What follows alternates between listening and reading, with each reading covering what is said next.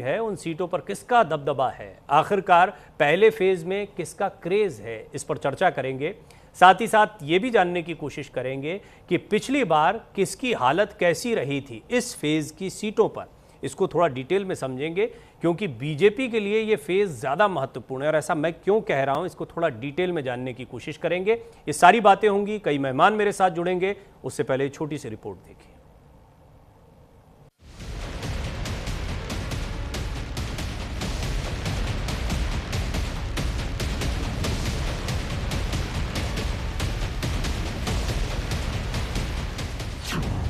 पहले चरण का रण, किसका पूरा होगा प्रण?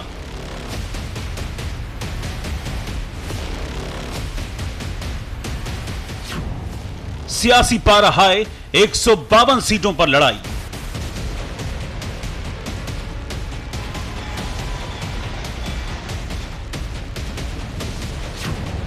मोदी वर्सेस ममता, किसके साथ जनता?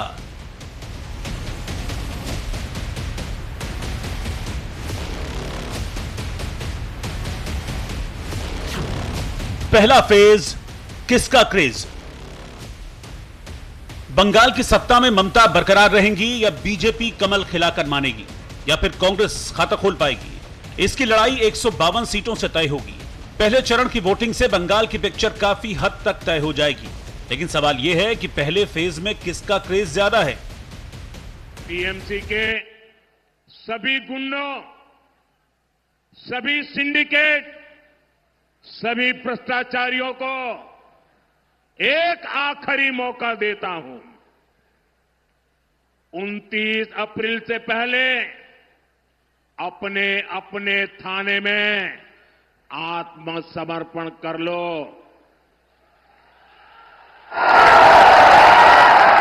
यहां पर 23 तारीख के पहले कर लो, क्योंकि 4 मई के बाद कोई भी बच नहीं पाएगा।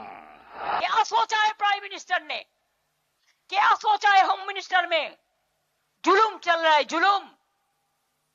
बोल दिया 1000 तृणमूल कांग्रेस को लीडर को आज रात में अरेस्ट करो।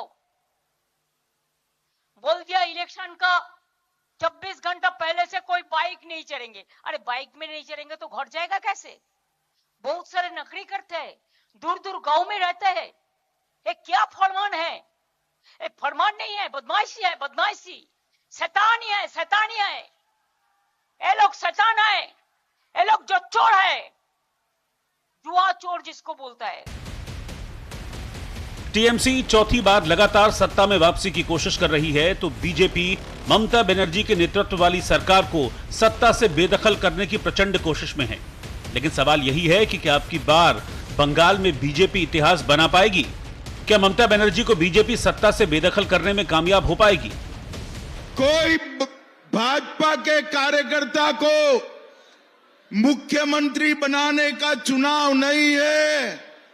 ये चुनाव पूरे बंगाल को घुसपैठियों से मुक्त बनाने का चुनाव है। घुसपैठियों से मुक्त।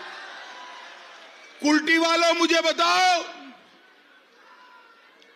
बंगाल से घुसपैठिए को निकालना चाहिए या नहीं निकालना चाहिए? ये दीदी कहती है घुसपैठिए को बचा कर रहो।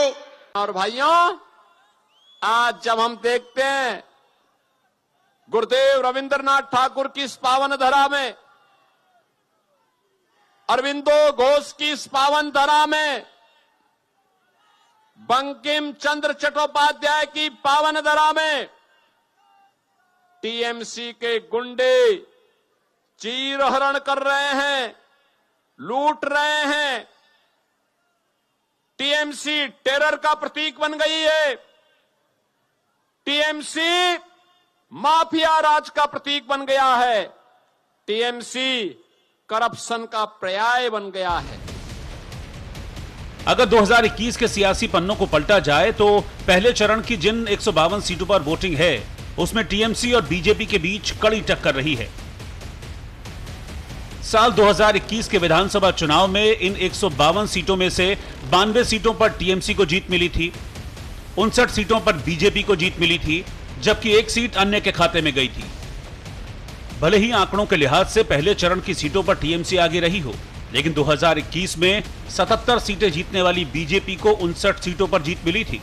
यानी जिन सीटों पर पहले चरण में वोटिंग है, उन सीटों में बीजेपी का भी दबदबा रहा है। यही वजह है कि इस बार की लड़ाई और भी दिलचस्प मानी जा रही है। पहले चरण के रण में कई प्रमुख रणबांकुरे मैदान में हैं।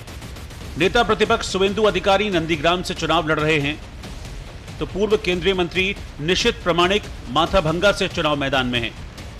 राज्य मंत्री उदयन गुहा दिनाहटा से हैं।